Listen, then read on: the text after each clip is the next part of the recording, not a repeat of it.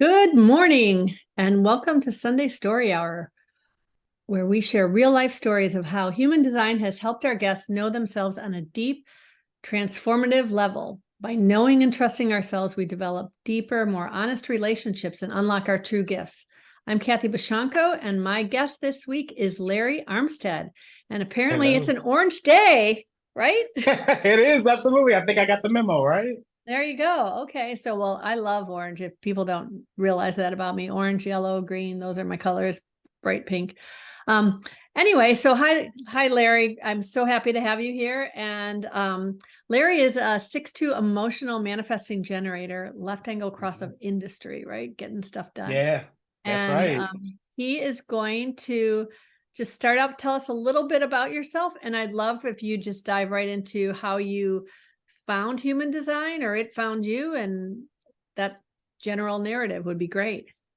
Okay, so I mean, it kind of found me. So, long story short, many years ago, I'm 40 years old now, but when I was 15, I foresaw the death of my oldest brother, Carl. And it was something that happened to me. It wasn't something I was looking for. Of course, no one goes looking for anything like that. But we were kind of at a family gathering, and I was taken out of that gathering and placed in what I call this big spiritual IMAX, right? And I saw the ongoings of my brother's passing play out on this screen in vivid detail. Oh And of no. course, yeah. And I told my mother and everyone, that year, the day that it happened, actually. And they said, don't say anything like that. Of course, you're going to, make things happen. And I'm like, I'm just telling you what I saw. And nothing happened for a year. And then, the day came up. I always kept that little vision in the back of my mind. And the day that he passed, I started recognizing little keynotes from the vision happening. And I'm like, oh my gosh, I got to do something to change it. And everything that I would do to try to change it would actually just keep the narrative going the way they were supposed to go. He was actually intended to exit. From that point, I got really curious spiritually. I've always loved spirituality, but I got really curious spiritually. I am a Midwest church boy. Grew up in the Bible Belt. My uncle is my pastor. I was there to open the doors of the church when it was time to open them, and I was often there to like lock the doors when everyone was gone, right? And the church was not giving me answers that I needed. So, this is 1999. So the internet's a little bitty baby at that point. So I went to the library and I checked out every book imaginable on psychic, spirituality, ghosts, haunting, mediumship, you name it. I had the book from the library. I know they were like, why is this guy checking out, 15 books at a time? And I mean, I'm sitting here soaking up the information. And, as a 6'2", I'm in the line three phase of my chart at that point. So I'm experimenting with everything that's in the book, right? If they say, let's do some remote viewing, let's do it. If they say, let's do some channeling, let's do it. If they say, let's meet spirit guides, let's do it. I'm doing every single thing. And eventually, I started reading for friends like all over the U.S. I had some friends in New York and some out in California, and I told them what I was doing, and of course they were like, well, "Prove it." Openness to open ego. I'm like, "Well, of course I will. I'll prove it to you." Um, and so I began reading, and people were like, "How the heck are you doing this?" And I'm like, "I don't know. I just see what I see on the spiritual IMAX, and I'm giving it to you. I never believe a damn word that I'm saying as it's coming out of my mouth. I always look back and people are telling me, and I'm like, oh my God, are you serious? They're like, yeah, you. And that still happens to this very day. My business coach, who I hope is watching, she just told me something the other day, and I, gave her the vision of it. And she was like, Larry, I just want to reflect back to you. It's happening. And I'm like, oh my God, are you serious? She was like, yeah, I have to keep on showing you that you're actually right, even though you never believe a word that you say as you're delivering the message. Um, and from there, I began doing kind of readings kind of around locally. I would go get readings from, little psychics here or tarot readers here. And Mhm. I would end up reading them. I would go pay and then I'd end up reading them. So I had a friend at the time, Tasha. She said, have you ever thought about doing this online, like on Reddit? And this is around the time the movie Paranorman came out. And it was a little animated feature that we went to go see. and he was a psychic medium, spiritualist guy. And she was like, "You're just like him. You're like paranormal, but you're Larry." And I'm like, hey, consider that stolen. So that's how I became Larry. Right. Um, and from there, I began doing readings online for $5. Really amazing money at the time. And I met a friend, Amber, who is a very gifted psychic medium. She's a splenic manifester. And she invited me to this spiritualist group. And we all met one day, and there was this girl in there that I was really drawn to. Her name is Michelle. And we began reading A Course in Miracles together. We just kind of struck up a friendship. Hey, I'm reading it. Do you want to read it with me? We read it. And then, we did everything pretty much but A Course in Miracles. I mean, we were doing emotional maturity, trauma work, parts work, inner child work. I mean, anything you can do. And on top of all the spiritual work that we're doing, right? She's the person who let me know, hey, do you have trauma? And I'm thinking trauma is like you get in a car accident and your hands like chopped off, or, the passing of my Right. brother. I wasn't thinking little t traumas or anything like that.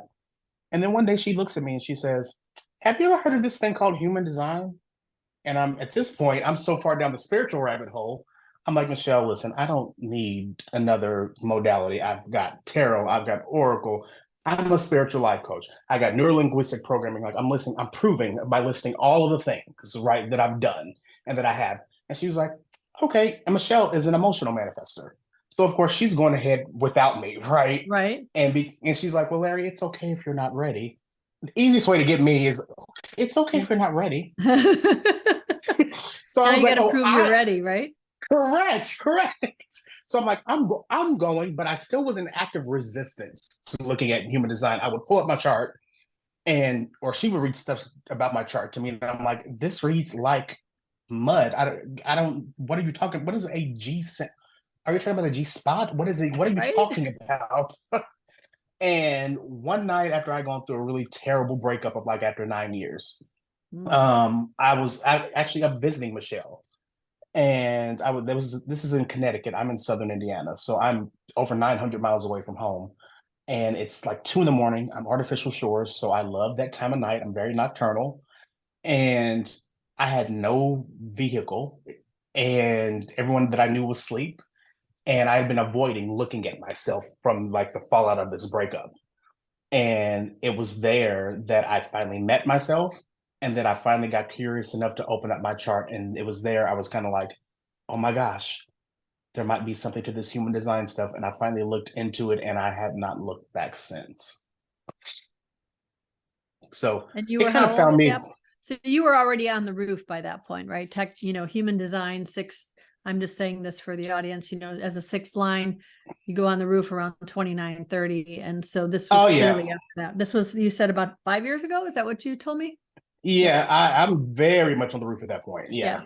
Didn't Yeah. didn't know that I was, but yes, I was, absolutely. Yeah. So what was it that you saw in your design that made you say, okay, maybe I do need this. Maybe this is something for me. What was it that you saw in that body graph? Or For me, it was my profile. It was the 2 line more specifically that really got me, because for the bigger part of my life, I come from an amazingly huge family. Like we have to rent out like banquet halls or have 3 different Thanksgivings or right, Christmases, right? And I've always been the person, I'm like, okay, that's enough of this. I need time to myself. Or when, I have a lot of nieces and nephews. There's 36 of them, God bless it. And when I was still living at home with my parents, I would always I'd get upset when people wanted to stay over, or the nieces and nephews wanted to stay over. And right, when when friends would want to come over to my house, and I'm like, okay, it's time for you to go. I need alone time. I always thought I was strange. I was like, and everyone would say, why are you like that? Quit being like that. And the moment that I saw that hermit line and I read that, I mean, that brought me to tears. I was like, oh my God, I'm not crazy. This is actually my body asking for this. right. And that was enough. That was just the hook that I needed, just to say, okay, there's something here. And I just kept going. And the more I uncovered, I was like, yes, yes, yes. So it's just been one yes after the next. So it's interesting because I feel like that's usually what really, there's always that feeling that's what really gets people, where there's this one thing where you're like, oh, I'm not broken. I'm not crazy. That's not something that I need to change, that everybody keeps telling me I need to do this to overcome it or whatever. And when you start to realize that that thing you knew innately about yourself that everybody told you was your thing you needed to work on is My actually part of detriment. your superpower, right? Yeah. Yeah. So in your what you said? When people would say that's your detriment. Oh, Oh, you really need to work on that. You really need to change and fix that. Indeed, I don't. It's how right. I'm designed to work. Yeah. Yeah. And it's funny because so I'm 6'2", and obviously, it says right on my thing here, but and clearly, I didn't even find human design till or it found me after I was already off the roof. And but your design is so different than mine at being single definition, whereas I'm triple split, which means I have these three, and I'm not talking down to you. I know you know this, but I'm just Yeah, yeah. explaining for those who don't know. Triple split means I have energy centers that connect over here, and energy centers that connect over here, and energy centers that connect over here, but they don't talk to each other and on any kind of consistent, reliable basis. So I have this second line body that needs to hermit, but when I'm alone, I don't connect. So I have Ooh. spent my whole life not understanding that, right? And thinking, I want to be alone. I need to be with people. I want to be alone. I need to be with people. And it just felt so wrong all the time. And now to understand that I need to be alone, and maybe that alone means sitting in a coffee shop by myself, just watching the world go by, or having people around me that I'm not active. Maybe I'm even having idle chit chat with, but it's not this constant, immersive, go, go, go kind of mentality. Or even it's just connecting on a Zoom call. I really feel like that connects up my splits for the day very nicely sometimes. So, and Yeah. it's when someone is single definition, for them to try to understand what it's like to be a second line hermit who doesn't, it's kind of, it's been a lifelong process figuring, understanding that. But anyway, back to you. So you found this out and you started to explore on your own, and then what?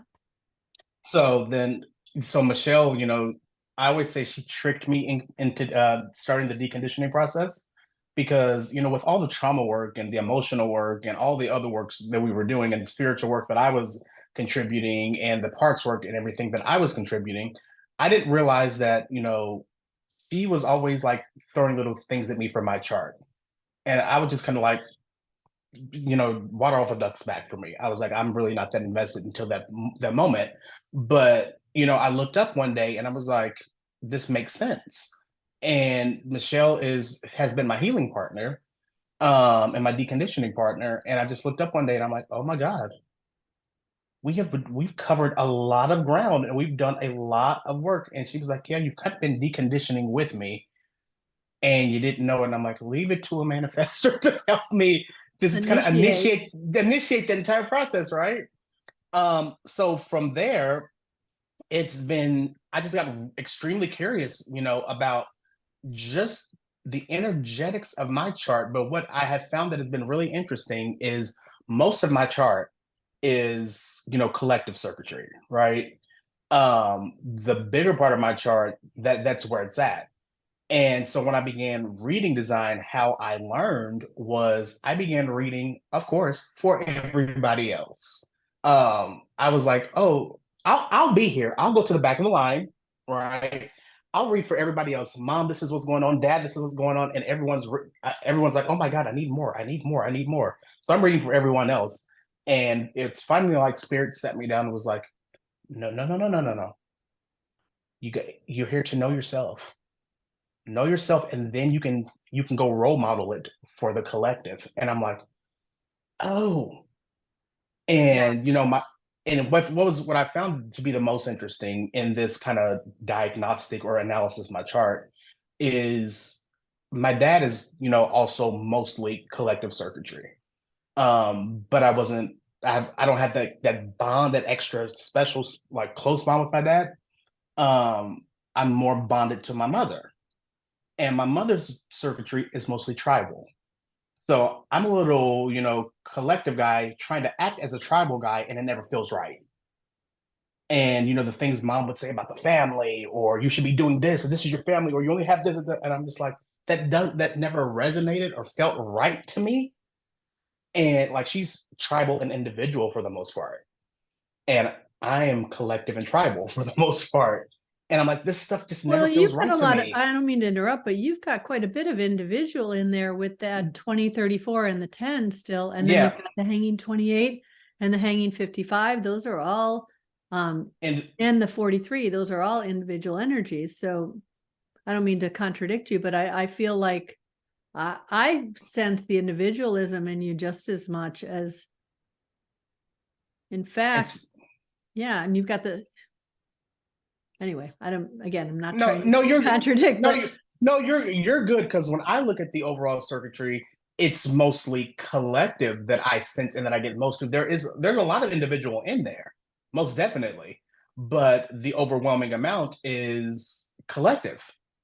And what I kind of looked at or understood was, you have this guy that's being raised in a way that wasn't quite in alignment for him. I've always kind of felt, and I think this might be kind of the plight of the 6-2, being just who we are.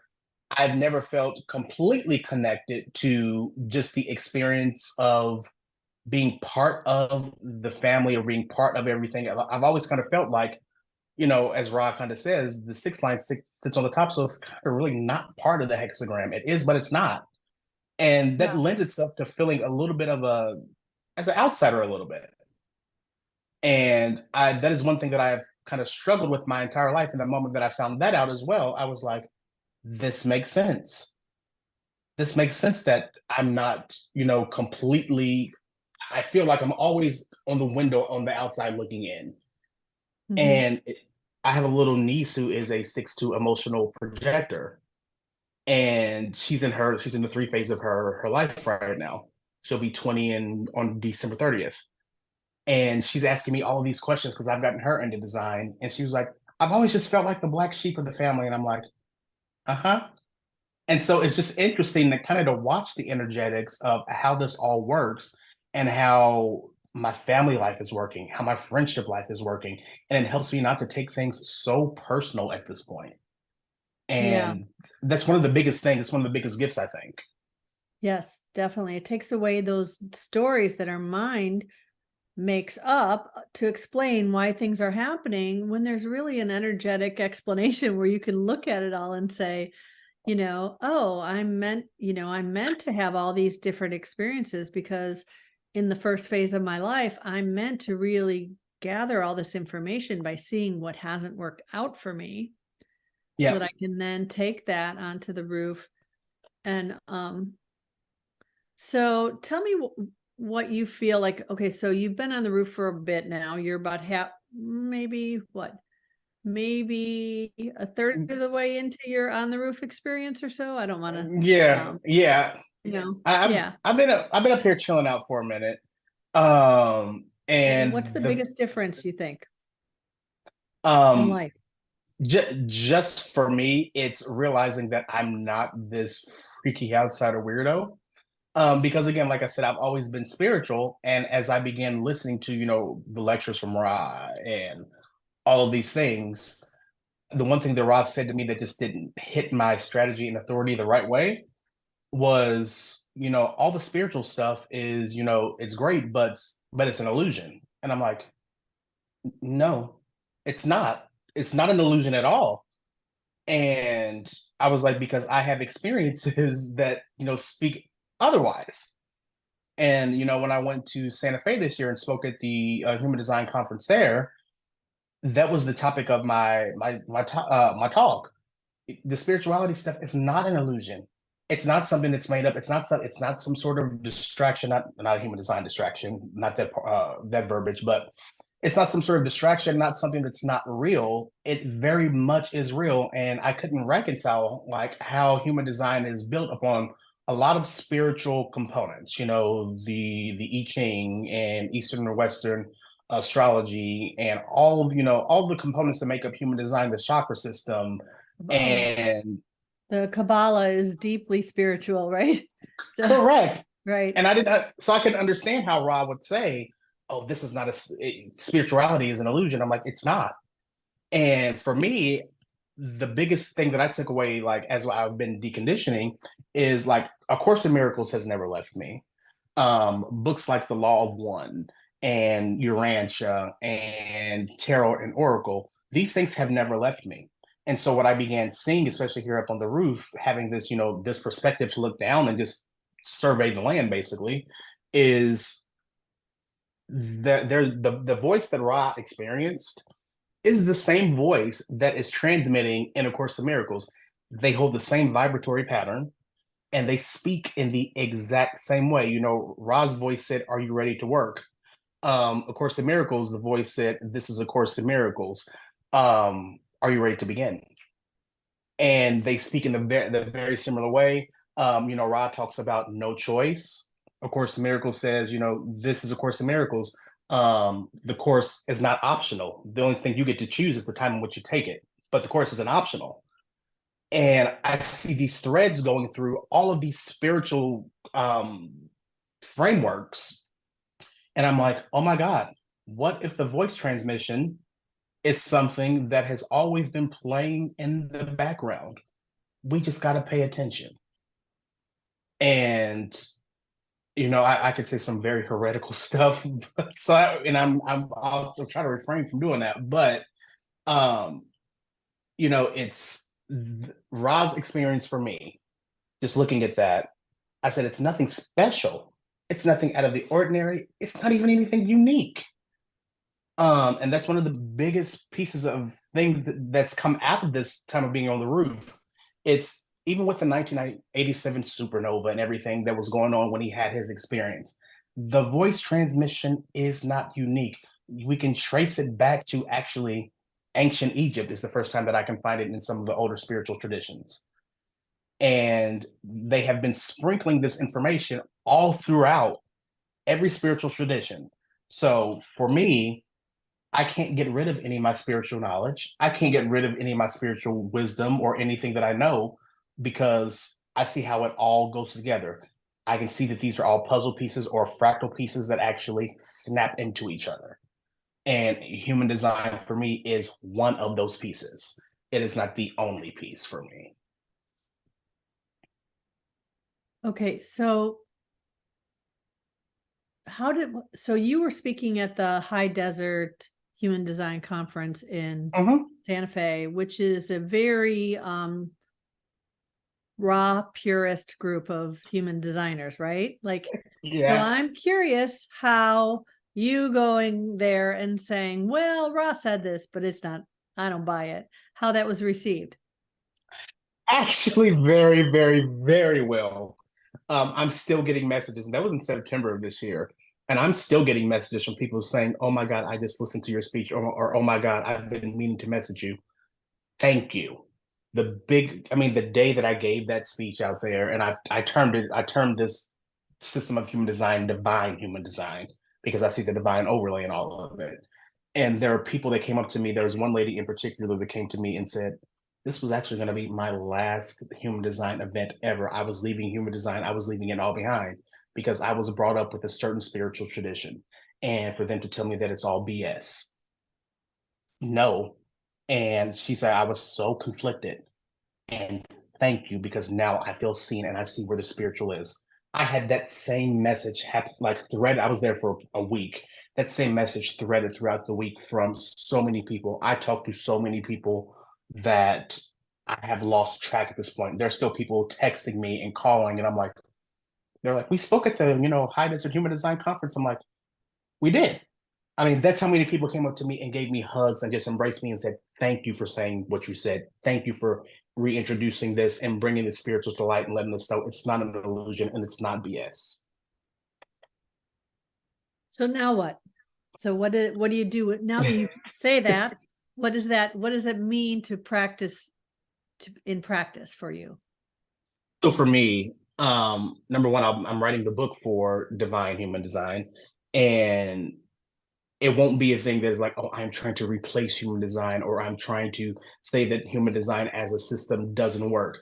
The way that I view it, for me, is, Ra was still very much a human being. And he had a very human mind and a very human nervous system that had a capacity to bring in what he was able to bring in for this collective at that time, or Right. for humanity at that time. That does not mean that there was all that there was. I mean, before he passed, he was, reportedly working on, rewriting everything in more empowering language, right? Which is why I really think Karen Curry Parker for what she does. Um, The but for quantum human me, design language, right? absolutely, because it's more empowering.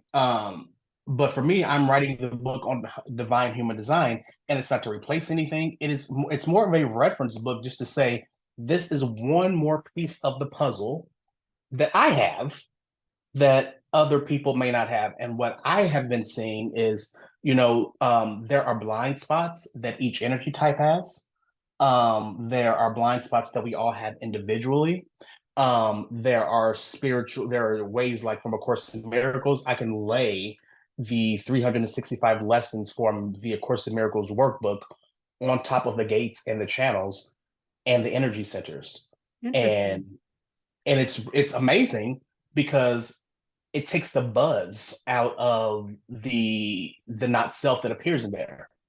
Um, And for, Go for it. do you mind backing up a little bit? You said there are Sure. blind spots that each energy type has. Yeah. And this is something that's not taught in human design. Is this something else that you found, or This is something elaborate on else. that a little bit? Yeah, this is something else that I have found. So we see that we have the personality side and the design side, right? And for me, it goes a little. There's a step that goes like just a hair deeper. With the blind spots, the blind spot is what we don't know that we don't know. So I Right. always say with the unconscious stuff, we kind of know that we don't know it because it's sitting right there for us in red, right? But these blind spots are what we don't know that we don't know. So if I say to you, hey, Kathy, do you know how to drive a stick shift? Yep. Okay, so you know how to drive a stick shift. So you know that you know Been a that. minute, but Uh, yeah. so what is something that you don't know? I don't know how to perform brain surgery. Okay, so you don't know how to perform brain surgery, but that still exists in the realm of the stuff that you know. You know Right. that you don't know that, right? Right. Yeah, The sure. blind, so the blind spot is you don't know what you don't know.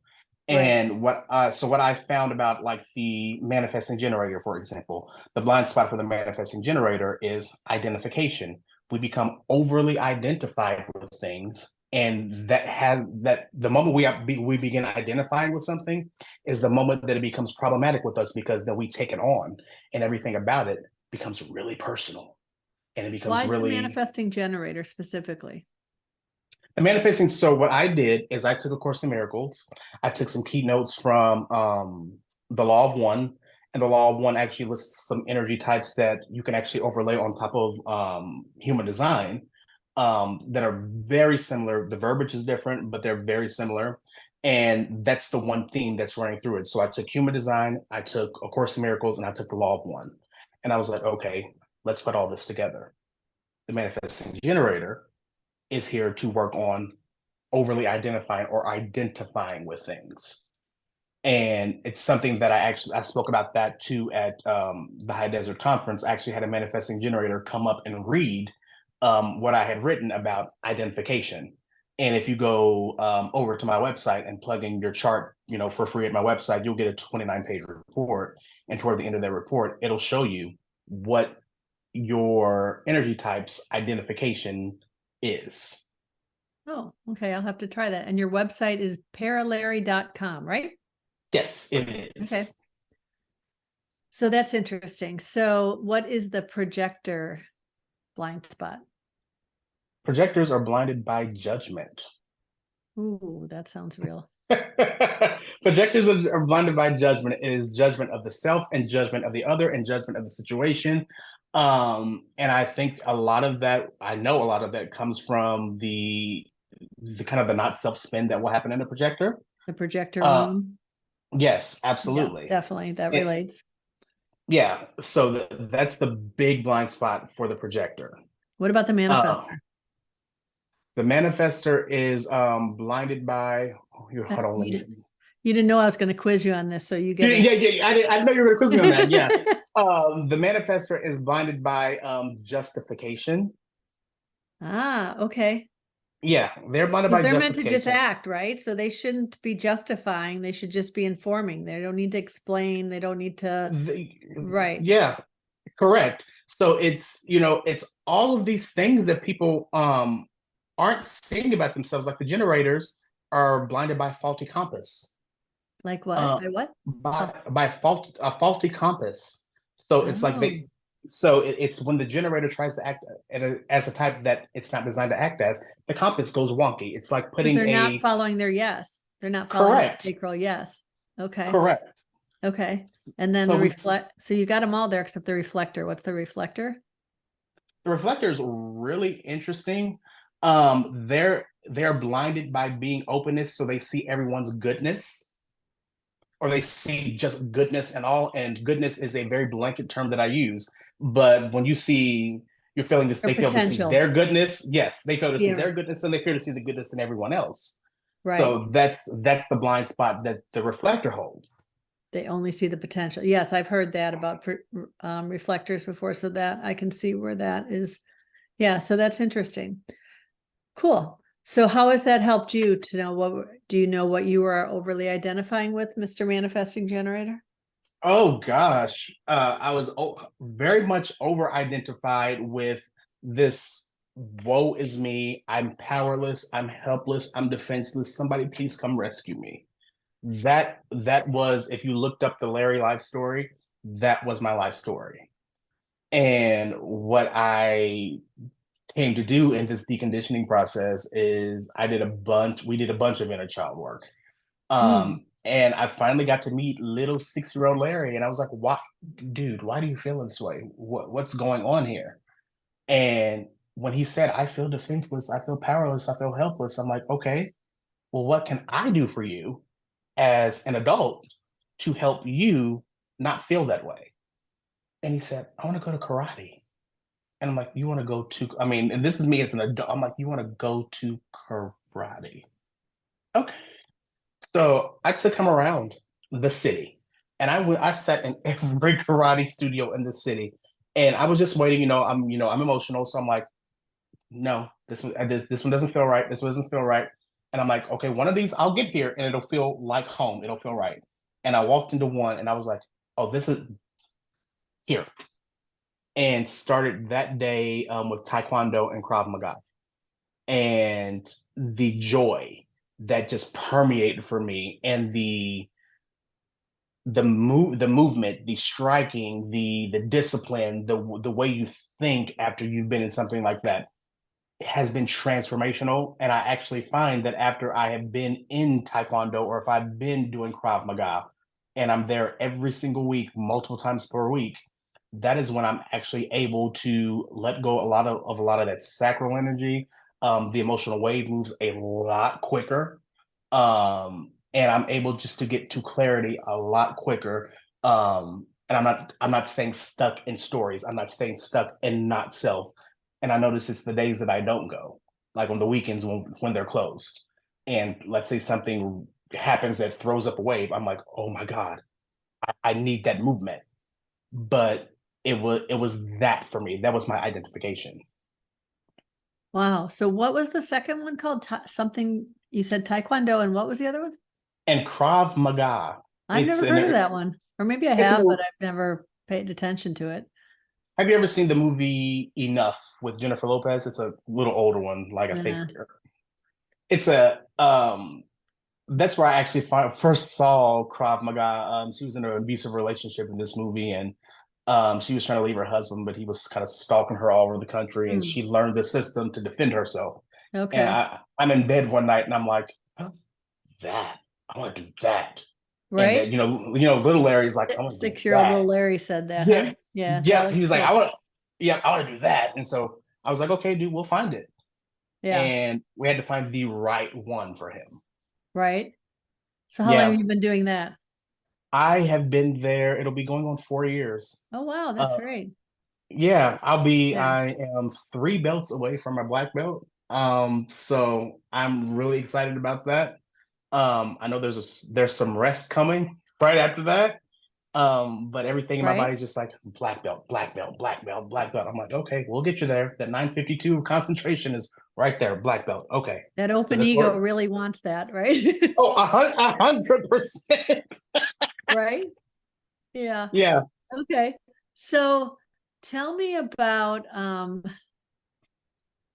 how knowing yourself through the lens of human design has impacted your connection with your divine Larry, with your spiritual gifts.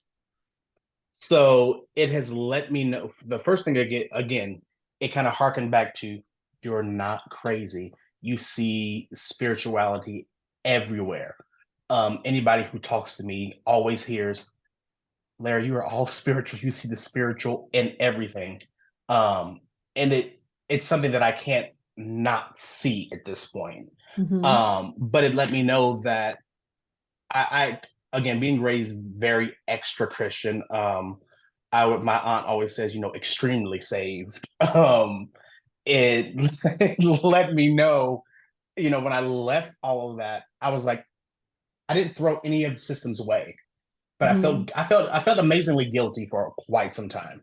Yeah. Especially being in the church and going all over the country singing and doing all the things we did at the church. When I finally left the church and began kind of out here on my own looking at every spiritual system, I was like, everyone has a message, everyone has validity, everyone, every single religious tradition, every single religious train of thought has some kind of validity there that you can pick up from.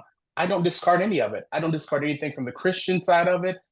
I look at things from, the Buddhist side. I look at from everything from, the Hindu side. I look at from A Course in Miracles, which is technically not spiritual. Human design is not a system to believe in. It's a system to experiment with, right? Right. I look at all of these systems that I've been exposed to, and I'm even, the tarot and the oracle decks. And I'm like, I understand. I see how this all goes together. No one system for me is the complete, total, and full truth. It is like the truth is everywhere. It's what is the X Files says the truth is I out was there. just right. I was actually so funny. As soon as you said that, I was like, oh, X-Files. Right. Yeah, Yeah, I love yeah, that show. Um, yeah, and well, you like we both have open ajnas. So, like there's this thing where I was just explaining to somebody in some Facebook group somewhere who was talking about, what center do you feel has been most transformative in your learning? And I said, well, that's hard because I definitely felt transformation in learning all the aspects of my chart. But for me, I think the things people often discount is the ajna. They don't put enough emphasis, like when they're thinking about deconditioning, so much is talked about, and rightly so, the ego center, the sacral, the root, the solar plexus, all that. We talk about all of that, the conditioning. But that ajna, with the open ajna, we are supposed to just hold space, or supposed to is, words matter, and supposed to, it's not like there's a rule, right? But yeah, we yeah. have this potential to hold the space for all possibilities, right? All truths, all knowingness in the open ajna. And when we get locked into any kind of certainty, and that's what I feel like a lot of religious traditions try to do, is say, well, we have the corner on the truth, right? And Hmm. for some people, especially if you have a defined ajna, that might work for you. But when you have this thing where and there's a lot of people with defined asanas that doesn't work for. I'm not saying that, but you're really just here to be like, that's interesting, right? And Hmm. hold that space. And now you've got two hanging gates on your ajna, whereas mine's completely open. And it was funny. I was looking at your chart a little bit right before we got on. Hmm. I was thinking, okay, he's on the roof. So I wonder what it would be like to be somebody who's on the roof and knows about human design. And by the time you get off the roof, you've had a lot of time to contemplate your Chiron and to like do all these things. And I was like, ooh, your conscious Chiron is gate 23, which is, you know, connected to that hanging gate 43 that you have in your Saturn. Mm-hmm. So that's the potential, even though our Chiron doesn't give us a channel, the energy of those two connects to in that genius to freak channel, right? And then your unconscious Chiron is that gate 8, which I know very well because that is my conscious earth. And I feel like really understanding that energy has been huge for me. And so, you know, you were saying how you're really embracing the idea that, you know, there's not something wrong with you. Well, gate 8 is all about not just not having something wrong with you, but just really embracing the unique person, the unique style of Larry, you know, the whole, like, every time you're inspired by somebody and you start to like think, ooh, I love what they're doing, and you start to do it like they do it, all of a sudden then I got my hand up now because you know, my things, you know, Zoom likes to take all my hand gestures and turn it into stuff. So, but you know what I'm saying? So like what I realized is anytime I would admire somebody and I'd think, oh, I like the way they wear their hair, I'm going to cut my hair like them. You know, that's just, you know, putting us back down into this copying thing, right? That it's the shadow of mediocrity as soon as we start to do that. So to me, that feels like you're really being called to own your voice in a really unique way, right? That gate 23 is a thread gate it's individual, and it's individual energy. And so I would ask you to contemplate, where are you denying your individualness? You're very focused on your collective circuitry, but you know, that 2034, that integration circuit, and that gate 10, which is all about love of self, is really calling you while you're up on the roof to just know that, right? And see, what's really great about what you're saying is, and and you'll see it on my website. I'm definitely not denying the individual side of me. What's happening in this roof phase is I'm realizing how much of myself that I've given to just the collective and just being the collective. So there's actually a reverse happening where I'm like, I'm here to know myself. And as I know myself, I can share it with the collective. And one of the biggest things that I have learned in this roof process is, especially during my breakup, my favorite singer in the world, I mean, you'll see it if I pull up here, but you'll see it's Whitney. Okay.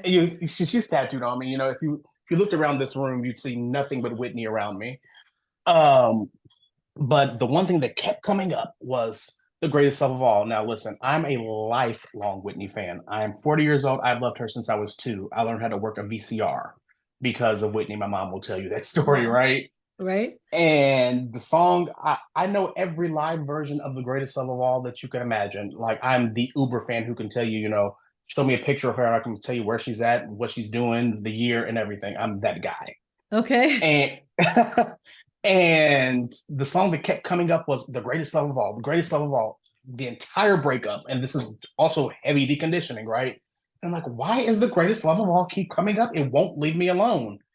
And so as I began listening to the words, holy crap, that was the biggest thing. Learning to love yourself is the greatest love of all. And then I began picking that song apart, piece by piece. You know, she says, you know, no matter what they take from me, they can't take away my dignity. I'm like, they can't take it away, but you sure the hell can give it away. Yeah. It's a great song. People don't necessarily sit with it enough, you know. But yeah, and it's so, you don't think that song is that deep, but that song is very, very deep, because in this process of deconditioning and, you know, learning myself, you know, knowing myself, leaning into that individual side of me, you know, she says at the end of the song, if by chance that special place that you've been dreaming of leads you to a lonely place, find your strength in love. And I'm like, it's the lonely place. Because I'm like, it's not by chance it's going to lead you there. It's definitely going to lead you there. Yeah. but you'll find your strength in love. So I have a program on my website called the Greatest Love Academy, where I actually take you through how to love yourself. Because everyone says, oh my God, self-love, you should love yourself. You should. The problem is you don't love yourself. And I'm like, no one says.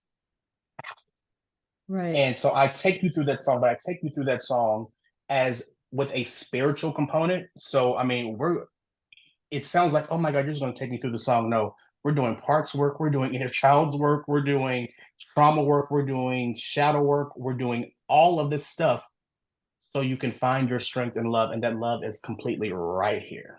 Well, you have a lot of potential to, and looking in your chart, we all have, all of the chart, but I'm looking at the definition in your chart. You've got that 50-27, which is that super tribal, nurturing, like aura busting energy where, I remember just recently asking Karen Curry Parker to explain what she means by aura busting energy. And she said, if your grandma has the 2057 or 50-27, and you're going to think about doing something grandma doesn't like, you're probably not going to do it.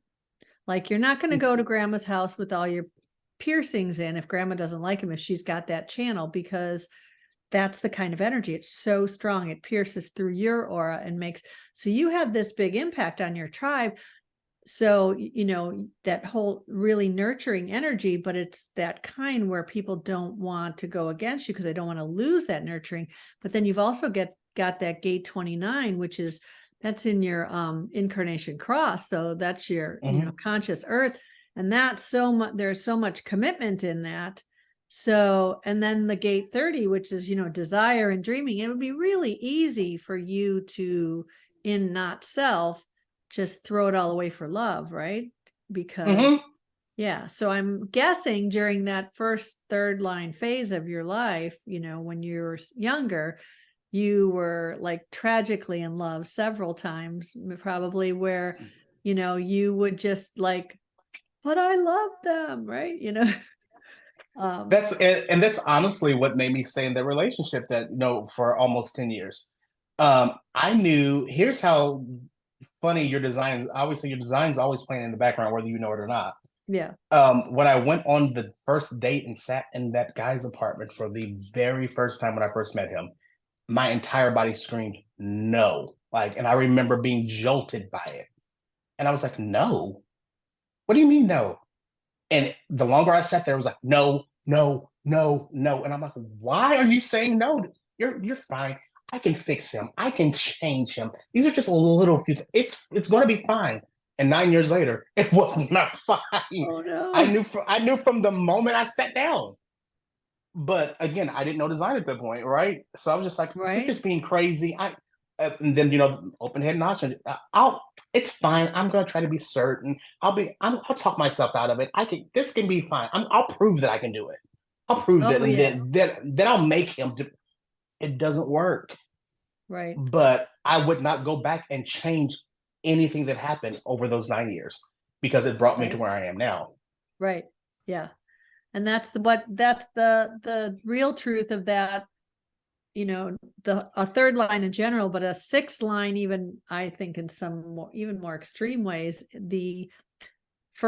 that first 30 years where we're learning from what doesn't work, and we're not third line. So we're not really built with the resiliency of a third line. So we learn from what doesn't work, but we learn that lesson in a really hard way. Whereas the third line, when they learn those lessons, they have a little more built-in resiliency. And I'm not saying it's not difficult, but especially if they have the awareness to know, oh, okay, that didn't work. And now I know, and I'm a third line, and that's how I learn, right?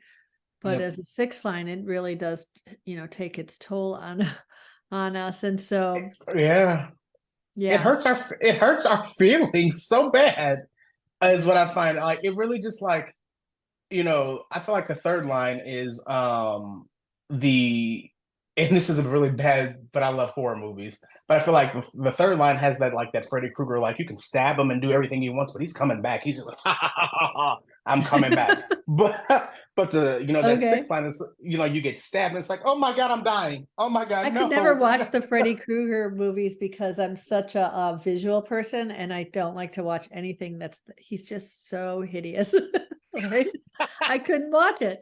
So I have watched parts of them, but yeah, it's been a minute. We're getting towards the top of the hour and we've had a couple of people who've commented or whatever. And so I know one early on when you were talking about the Jennifer Lopez movie, Angel said she loved that movie. She kicked ass. And then Jennifer Balcom commented, extra Christian, oh my God, deconstructing Christianity has expanded my spirituality rather than narrowed it. I so relate. Yeah.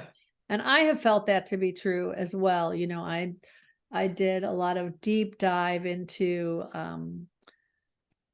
the history of the Bible and a lot of those sorts of things. And I have a lot of that sort of background in I was raised Catholic and then completely gave that up and considered myself actually an atheist for about a minute and then realized, no, I'm more of just an agnostic, and then, and it's interesting now looking at all of that through the through the lens now of hindsight with my open ajna, I realized how much, even though I never would have thought at the time, how much those phases of my life were influenced by the defined ajnas around me, that were like, oh no, we don't believe that, or we do believe it. And I could be in my certainty, or I could go into theirs, and there was no in between, right?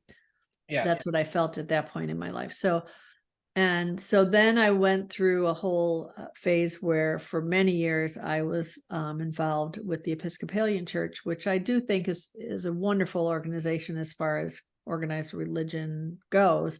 But around COVID time, when I really got deep with human design, I realized that it was still a slot. And I am not saying anything against any of the slots, but I really wanted to take myself out of the slot and open to the wholeness of divine.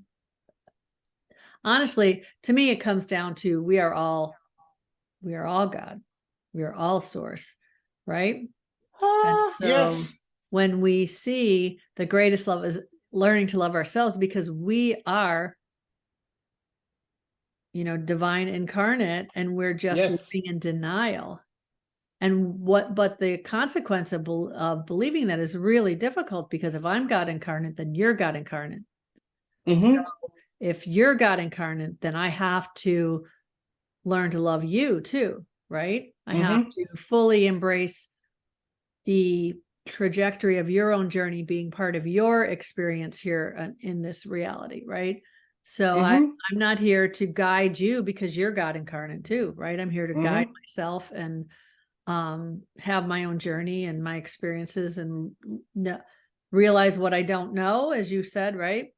But I'm also here to allow you to realize what you don't know on your own trajectory. So when we start to get into this divisive kind of thing of like, no, you're right, or you're wrong, I'm right, you're good, they're bad, that sort of thing, it throws it all off kilter. So Yeah, and you always have to point it back at yourself. My one of the favorite phrases that you hear around this area of the country is, the moment you point a finger, you got three pointing back at you and a thumb on the way. And so if you say, I love myself but I don't love the other person, you've already contradicted yourself, because as you said, we're all a spark of the divine, right? And in doing that, I can't not love you and love myself at the same time, because we're part of the same whole. right. And so if I don't love you, I'm not in effect loving myself. Right. I'm laughing at Zoom. It gave you the little thumbs up. Did you see Thank it? you, The little Zoom. cloud that came up, right? Yeah. I didn't see it. I didn't Yeah. see it, but thank you, Zoom Zoom. has all these automated things. And the funniest thing is I can sit here and do this and it not happen. Like if I wanted it to do it, I can't get it to do it. So whatever. It's just got its own little thing just to make us laugh. So anyway, if anybody had any questions, now would be the time to put them in the chat. And I have really enjoyed this conversation. I don't know if there's anything, that we've left out that you wanted to share about what it means to be a parallel 6-2 emotional manifesting generator.